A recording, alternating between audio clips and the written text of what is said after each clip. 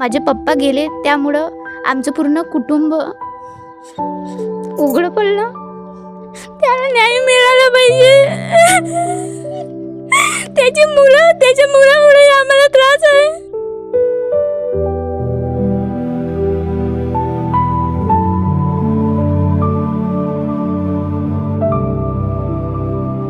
माझ्या पप्पाचा जीव गेला त्याच्यामुळं.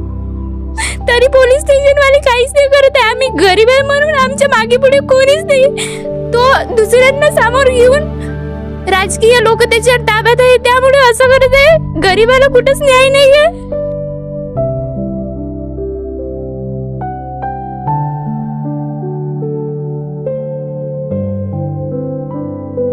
हे आहे म्हावरे कुटुंब, जे मागील 10 दिवसांपासून न्यायाच्या प्रतीक्षेत आहे. राजुरा बाजार येथील म्हावरे कुटुंबाचा आधार म्हणून दिलीप म्हावरे होते. दात दुखताय किंवा दात नसल्यास दात बसवायचे आहे, काळजी करू नका. सर्व अत्याधुनिक सुविधेसह सुसज्ज असलेल्या डॉक्टर घोरपडे यांच्या दातांच्या दवाखान्याला आताच भेट द्या. आमच्याकडे सर्व सुविधा उपलब्ध. आता वरुडमध्ये प्रथमच रात्रीची चिंता संपली. आमच्या रुग्णालयात रात्री 10 ते सकाळी 9 पर्यंत आपत्कालीन सेवाही सुरू. आमचा पत्ता LIC office road, Pawde hospital जवळ, वरुड. मात्र दिनांक 10 फेब्रुवारीला दिलीप म्हावरे यांना हरी भोंडे यांनी जीवे मारण्याची धमकी दिल्यामुळे त्यांनी विष प्राशन केलं असा आरोप त्यांच्या पत्नी प्रतिमा म्हावरे यांनी केला आहे. तर उपचारादरम्यान दिलीप म्हावरे यांचा मृत्यू झाल्यानंतर त्याच्या कुटुंबाने न्याय मागण्यासाठी थेट वरुड पोलीस स्टेशनमध्ये दिलीप म्हावरे यांचा मृतदेह नेला आणि त्यानंतर वरुड पोलिसांनी त्यांची तक्रार घेतली. मृतक दिलीप म्हावरे मजदुरी करून कुटुंबाचा उदरनिर्वाह करीत होते आणि मागील अनेक वर्षांपासून ते शेती नावे करण्यासाठी प्रयत्न करत राहिले. मात्र खरं तर दिलीप म्हावरे यांच्या जाण्याने म्हावरे कुटुंबावर दुःखाचा डोंगर कोसळला असून त्यांचं पूर्ण कुटुंब उघड्यावर आलंय. दिलीप म्हावरे यांच्या मागे त्यांची आई, पत्नी, मुलगी व मुलगा आहे. म्हावरे कुटुंबाने ज्यांच्या विरोधात तक्रार दिली तो अजूनही फरार असून त्याला अटक झाली नाही आणि त्याला अटक होऊन शिक्षा मिळावी आणि आमच्या वडिलांना न्याय मिळावा हीच मागणी म्हावरे कुटुंबांची असून मागील 10 दिवसांपासून म्हावरे कुटुंब न्यायाच्या प्रतीक्षेत आहे. दिलीप म्हावरे यांनी आत्महत्या का केली व या कुटुंबाच्या व्यथा जाणून घेण्यासाठी आम्ही त्यांच्याशी बातचीत केली आहे. पाहूया.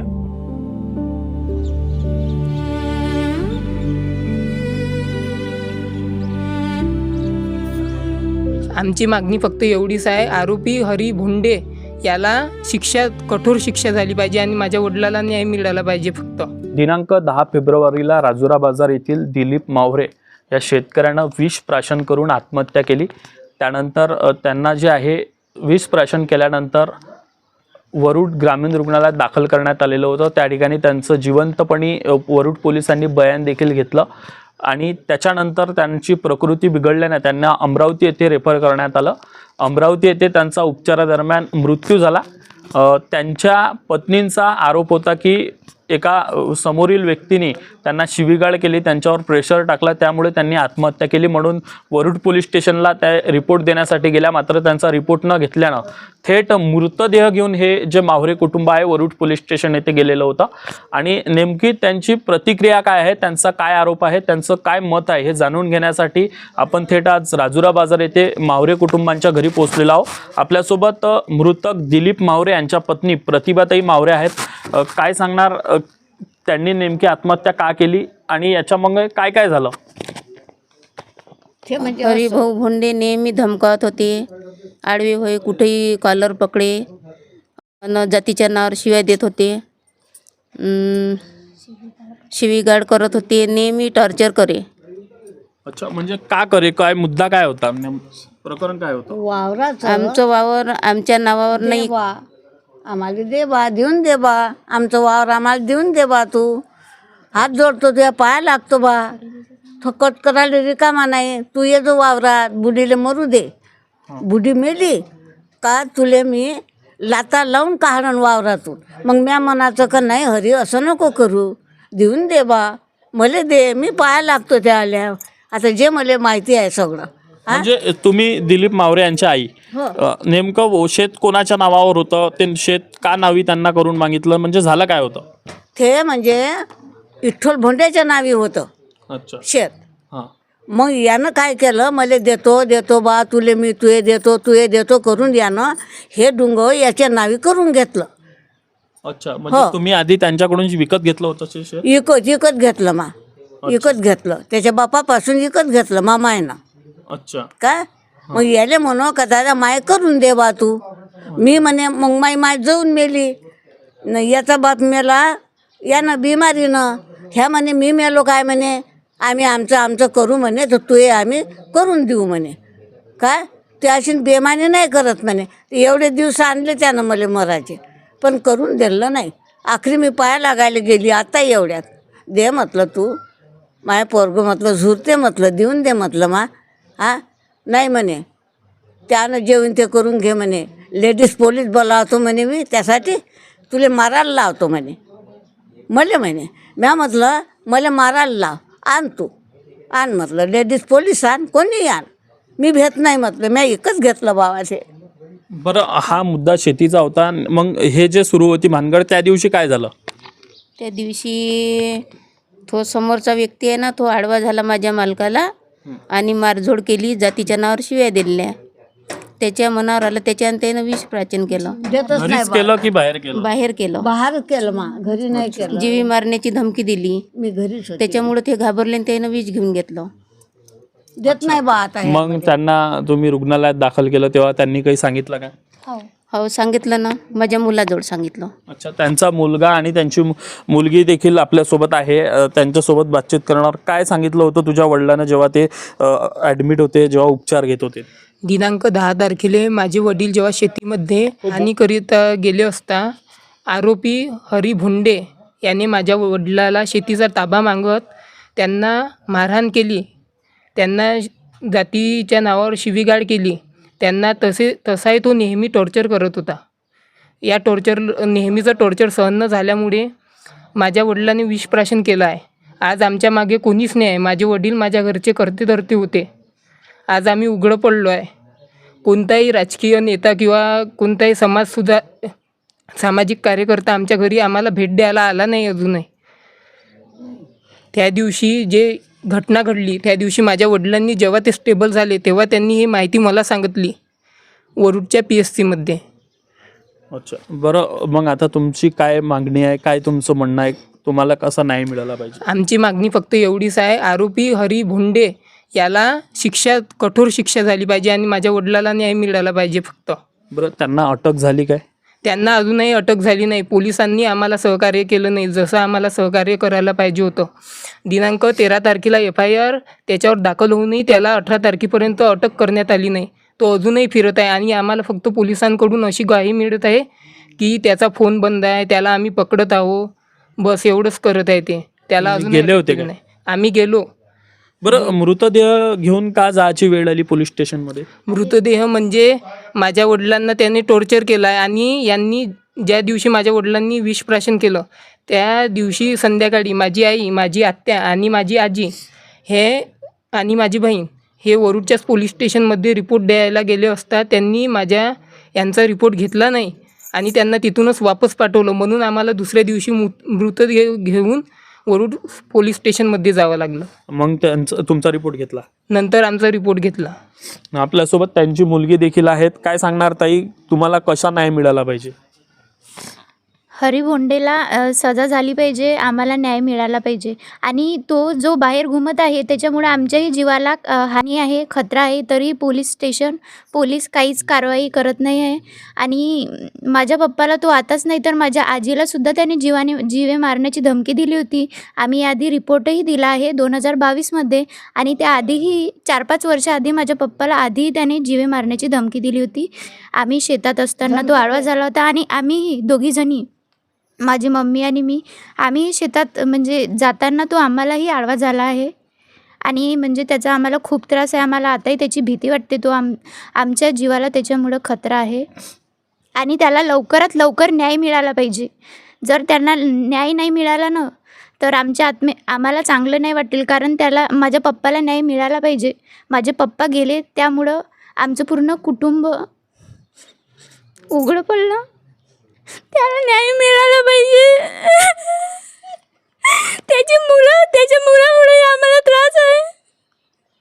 माझ्या पप्पाचा जीव गेला त्याच्यामुळं, तरी पोलीस स्टेशनवाले काहीच नाही करत आहे. आम्ही गरीब आहे म्हणून आमच्या मागे पुढे कोणीच नाही. तो दुसऱ्यांना समोर घेऊन राजकीय लोक त्याच्यावर ताब्यात आहे, त्यामुळे असं करत आहे. गरीबाला कुठंच न्याय नाही आहे. फक्त सत्याची जीत होती कुठे. आमच्या भावाने ती शेती घेतली होती माझ्या पप्पाच्या आजीनं 1968मध्ये. तेव्हा खरेदीही केली होती. सगळंच आहे आमच्याकडे, खरेदीचे डॉक्युमेंट वगैरे. पण तेव्हा ते तुकडेबंदी असल्या कारणाने शेती म्हणे तेव्हा नावी नव्हती होत 1.5 एकर. त्यामुळं तो म्हणे नंतर देतो. पण त्याने आमचा विश्वासघात केला आणि त्याने गुपचाप जाऊन त्याची म्हणजे त्या शेतीचं पूर्ण फेरफार केली आणि त्याच्याच नावे ते शेती करून घेतली. आम्ही स्वतः आमच्या कष्टाच्या पैशाने आम्ही ते शेती घेऊन आम्हाला आमची कष्टाची शेती मिळत नाही आहे. आणि आम्ही यात केसही दाखल केली होती, पण त्याने आमच्या वकिलाला पैसे खाऊ घातले आणि तोच जिंकून गेला. आणि आताही एवढं मोठं पोलीस स्टेशन असून, एवढा मोठा वरुड तालुका असून माझ्या पप्पाला न्याय नाही मिळत आहे. आम्ही त्या पोलीस स्टेशनचे चक्कर काढतो, पण कुणीच आमची दखल नाही घेत आहे. बरं, यापुढे नंतर तुम्ही काय करणार आहे जर असाच तुमच्यासोबत सुरू राहिलं? आता तुमच्यावर जे कुटुंबाचं जे पालनपोषण करत होते तुमचे वडील देखील नाही आहे, आता काय भूमिका असणार आहे? जर आम्हाला इथे न्याय नाही मिळाला तर आम्ही सामोर जाऊ, आम्ही उपोषण करू. आमच्या पप्पाला न्याय मिळाला पाहिजे. आणि आमचंच नाही तर सगळे गरीब, आम्ही गरीब आहे म्हणून कोणी आमच्यावर लक्ष नाही देत. एवढं मोठं गाव असून इथे कोणी विचारायला नाही आलं आम्हाला की काय झालं आमच्या वडिलांसोबत. आणि आम्ही विचारत आहे पोलीस स्टेशनवाल्यांना कधी मिळेल, कधी त्याला जेल होईल, कधी होईल. ते म्हणतात होईल. पण जेव्हापर्यंत त्याला सजा नाही मिळत ना, तेव्हापर्यंत माझ्या पप्पाच्या आत्मेला शांती नाही मिळेल. आणि त्याला सजा झालीच पाहिजे. जर इथे नाही घेतली सजा तर आम्ही वर जाऊ, सगळ्यात वर जाऊ आम्ही, पण त्याला सजा झालीच पाहिजे. आणि त्याची मुलं, त्याची फॅमिली, आताही सांगतो त्यांच्यामुळं आमच्या जीवाला खतरा आहे. आणि याच्यासाठी आम्ही पोलीस स्टेशनलाही सांगितलं, पण त्यांनी एवढी दखल घेतलेली नाही. याची जिम्मेदार पोलीस स्टेशनवाली राहील, कारण इथे कोणीच माणूस नाही. आता आम्ही सगळेजण बाया झालो आहेत. आणि माझा भाऊ छोटा आहे.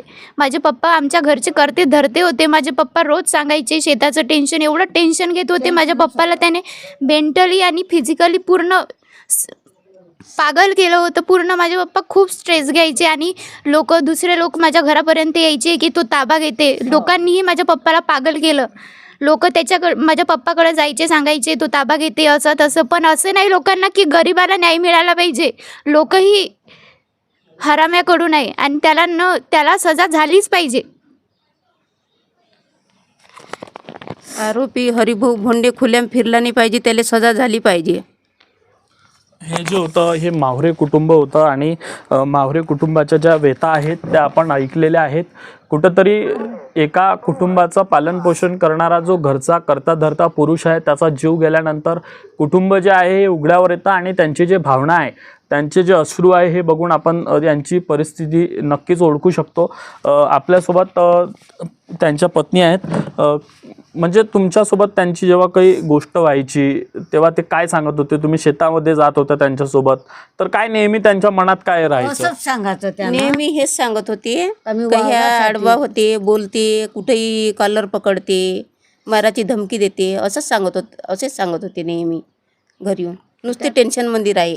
तो शेतातच नाही तर गावामध्ये सुद्धा आडवा झाला आहे. आणि हे तुम्ही पोलीस स्टेशनला सांगितलं काय? हो सांगितलं आम्ही, पण पोलीस स्टेशनवाले पोलीस अजिबात दखल दखल नाही नाही घेत आहे. आम्ही गरीब आहे म्हणून कोणी आमच्याकडे बघत नाही आहे. गरिबाला न्याय नाही आहे काय? फक्त असत्याचं आहे सगळं. बरं, अनेक विविध आपल्या इथं आमदार आहे, खासदार आहे, विविध राजकीय नेते आहे, यांना काय विनंती कराल तुम्ही? तुम्हाला नाही हेच विनंती आहे की त्याला सजा झाली पाहिजे, त्यालाही झाली पाहिजे. आणि त्याच्या मुलामुळं, त्याच्या फॅमिलीमुळं आमच्या जीवाला खतरा आहे. जर आम्हाला काहीही कमी जास्त झालं ना, त्याची जिम्मेदार पोलीस स्टेशन राहील आणि बाकी सगळे सरकारीवाले राहील. आपण बघू शकतो त्यांच्या कुटुंबापासून आमच्या जीवालाही धोका आहे असाही आरोप त्यांच्या जे मृतक दिलीप माहुरे आहेत त्यांच्या मुलीने केलेला आहे. आता कसा सांभाळ करणार आहे या मुलांचा आणि काय पुढचं तुमचं पाऊल असणार आहे जर न्याय तुम्हाला असंच जर फिरत राहावं लागलं तर? आम्ही उपोषणले बसू, वरतं जाईन आम्ही उपोषणले बसू. सगळ्यात वरतं जाईन पोलीस जवळ. हे लोक आमची हेने घेऊन राहिले ना, तर आम्ही वरतं जाऊन केस करन. आता जे आहे दिलीप मावरे यांचा मृत्यू होऊन जवळपास 10 ते 12 दिवस झालेले आहे आणि अजूनही माहुरे कुटुंब जे आहे हे न्यायाच्या प्रतीक्षेत आहे. या बातमीनंतर तरी वरुड पोलीस स्टेशन याची दखल घेते का? विविध आपल्या तालुक्यातील मतदारसंघातील जे राजकीय नेते आहेत, आमदार आहेत, खासदार आहेत, हे सुद्धा या बातमीला पाहून यांची कुटुंबाची भेट घेते का? याकडे आता संपूर्ण वरुड तालुक्याचं नाही तर अमरावती जिल्ह्याचं लक्ष राहील. कॅमेरामॅन ओमसह अविनाश बनसोड, अमरावती टुडे न्यूज, वरुड. आमच्याजवळ केसले लावायला पैसे नाही आहे, आम्ही समोर जाऊ शकत नाही. आम्हाला इथंच न्याय मिळाला पाहिजे, लवकरात लवकर न्याय मिळाला पाहिजे. आपण मुलं बाळाचं पालनपोषण करू. आता मी एकटी कायच्या भरोश्यावर पालनपोषण करू मुलाचं? शिक्षण काय न करू? मला न्याय द्या, लवकरात लवकर आरोपीला पकडा आणि मला न्याय द्या. आमची परिस्थिती अत्यंत गरिबीची आहे आणि वरपर्यंत जाण्यासाठी आमच्याकडं वकिलांना द्यायला वगैरे पैसे नाही आहे. आम्हाला लवकरात लवकर न्याय मिळाला पाहिजे आणि हरी भोंड्याला लवकरात लवकर सजा मिळाली पाहिजे.